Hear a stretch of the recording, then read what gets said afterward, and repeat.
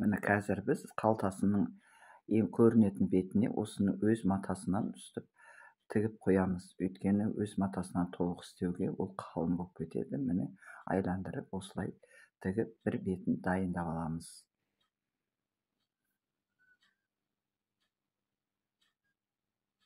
Міне дайындап алдық қалтасын. Енді қазір осындай тағы екінші беті болады.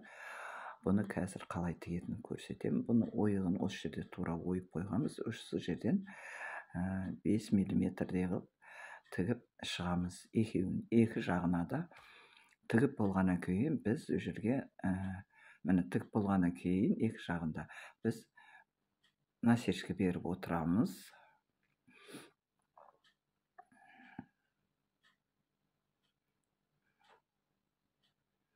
Міне қазір біз бұны ашып осылай қырқып аламыз. Өйткені тырысып қалмау үшін. Енді бұның үстінен 1 миллиметрдей қара жағына қарай тігеміз. Қара қалта түпке қарай тігіп аламыз. Өйткені бұл ары бері аударылып кетпеу үшін. Кей кезде строчка бермей ақ осы күйі қалдыруға болады. Қазір біз сыртынан 7 миллиметрдей строчка беріп тігеміз. Қарап тұрсаңыз өте ыңғайлы болып өз-өзіге қайтарып тұр. Міне осылай екеуінде қосақтап тігіп аламыз бірінің артынан бірін.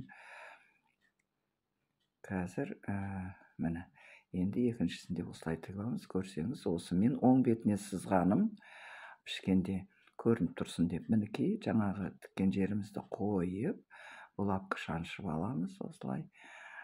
Сөйтіп бұны да міне жоғары жағынан міне осы жерден 2 сантиметрдей закрепкамен тігіп аламыз. Бұны қалтамыз бекітіліп тұру үшін, сөгіліп кетпеу үшін жоғары жағынан да тура солай 2 сантиметрден закрепка беріп тігіп аламыз. Мінекей бұл бітті. Бұлапқаларымызды алып тастап, қазір көреміз бұны қалай тұрғанын. Қолымыз салып, енді қалта түбін айландырып тігіп шығамыз. Міне осы жерден айландырып тігеміз. Мына менікі артық болған, артығын кесіп тастаймыз. Міне осылай айландырып тігіп шығамыз. Айландырып тігіп шығып, кейін айберлоқтап тастайсыз. Айберлоғыңыз жоқ болса, зигзагтап істесеңіздер де болады. Мінекей, бұл менің немерем түсіріп отырады видео сабақты. Міне көрсеңіз әдемі болды. Екінші бетінде тура солай тігіп шығамыз. Строчка беріп алдым. Енді келесі бетін қоямыз, жаңағы өз матасын қойған жағын. Міне енді осы ойыққа мына матаны қойып, бұны да тура солай бұлапқы шаншып бекітіп аламыз. 2 сантиметр жерге закрепка беріп отырамыз. Келесі соңынан да тура солай закрепка беріп отырамыз. Міне болды, дайын болды. Қарасаңыз өте әдемі. Мұқият әдемілеп тіктік. Бұны қалта түбінде тігіп алып, айберлоқтап, үтіктеп аламыз. Одан кейін барып, біз арғарай боковой шопқа арқа жағына жалғастыратын боламыз. Міне көрсеңіз, екеуі бірдей әдемі болып. Міне қалтасын әдемелеп тігіп алдық. Енді арқасына осылай қойып, бұлапқы шаншып отырып, аяғына шейін тексеріп көріп аламыз. Мінекей, өйткені былай біз пішкенде тура пішкен, біз тура шығатыны соңына шейін. Міне үсті қойып, 1 сантиметрден осы қалта жағынан тігіп отырамыз. Келесінде тура осы қалта жағынан тігеміз. Правиласы солай. Мінекей, осылай тігіп, айберлоқтап,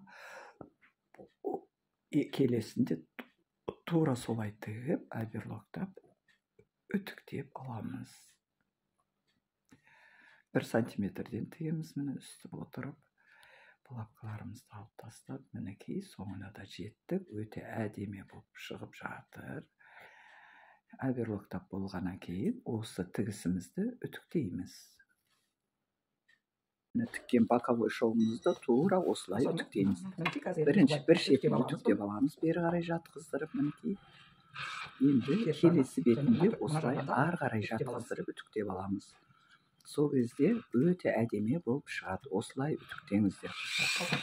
Мінекей былай аударып көрсетемін. Тегіс әдемі жатыр. Үстін бастырып жіберіп, слегка төбесін бір басып шығамыз. Ұзақ уақыт басуға болмайды, ана із түсіп қалады. Міне енді шаговой шоп дейді. Міне булавка шаншып алдым. Қалта жағынан бастап тігеміз. Әр уақытта осылай тігесіздер.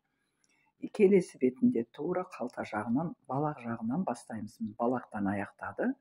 Енді балақ жақтан келесі сіне де булавка шаншып қойғанмын. Міне осылай тігіп, бұны да солай үтіктеп алдық. Енді біз мына шетке қойып, міне осы шаговой шоп деп айтады. Осы жерге біз булавкамызды шаншып аламыз. Бұл жақта 1 сантиметрдей тігіп, үтіктеп шығамыз.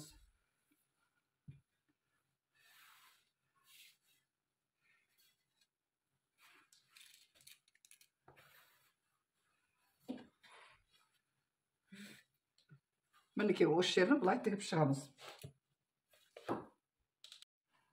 Мінекей, қазір мына жағын үтіктеп шығамыз. Енді мына шетінен бері қарай үтіктейміз шопты. Міне, енді бұны аударып аламыз. Бұлай. Міне аударып алдық. Енді бізге мына жерді тігеміз. Міне екіншісінде солай істеп алғанбыз. Осыны қазір бұлай қойып, міне осылай қойып, әзір булавка шаншып шығамын.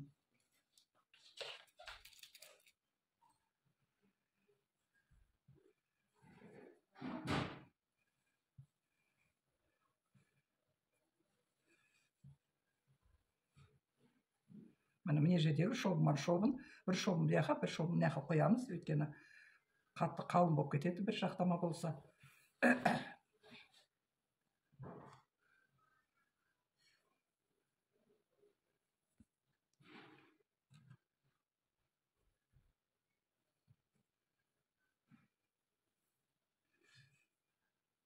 Міне біз осылай шаншып алдық. Көріп тұрғандай, қазір осы жерді тігіп шығамыз.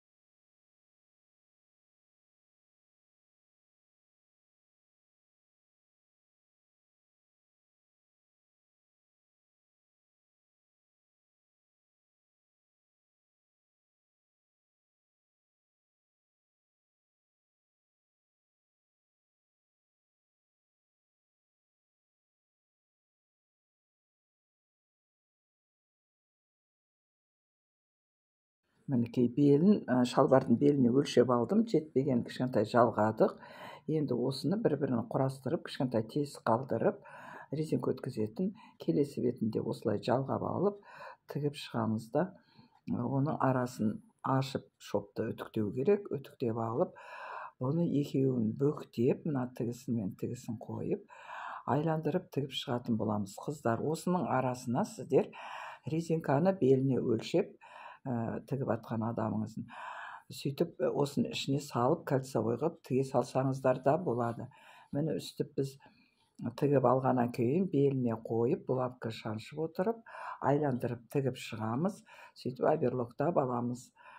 Міне осы манан ременіміз де бітті. Мінекей өте әдемі болып шықты деймін. Сіздер де осы мұқият қарап жаттығып үйреніп алыңыздар. Адамның істегенін адам істейді. Өте жеңіл түрінде тігуге болады. Шалбар өте оңай тігісі. Тек қалтасы ол да жеңіл ғой. Істеріңізге сәттілік тілеймін. Мінекей қазір белін өлшеп, резинкасын қалай тағатынын көріп аламыз. Міне осылай бұлай қыспай тұр. Мен сәл қысу үшін 1 сантиметрден кіргізіп алып отырмын. Міне енді қазір мен бұны өткіземін трикоға. Беліне резинкасын салып қойдым. Енді бұны үстінен бастыру керек. 2 рет немесе 1 рет бастырып тігу керек. Өйткені анау жалпақ резинка қайтарылып кетеді. Міне осылай тартып отырып, тегістеп тігіп шығасыздар. Бір тігіс тіктім, қазір екінші тігісінде осылай бастап тігіп шығамыз.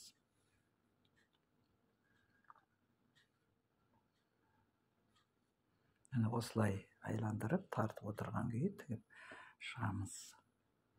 Осылай тігіп шығамыз. Тура оверлоктың үстінен. Сол біз пішкен кезде ұзындығына 2 сантиметр қостық. Осы 2 сантиметріміз осы қайтаруымызға керек болады. Міне осылай екеуінде қайтарып шығамыз.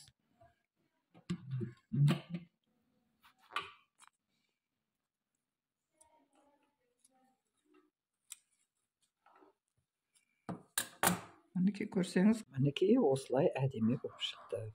Сіздер де мұқият қарап тігіп, бала шағаларыңызға тігіп беріңіздер триконы.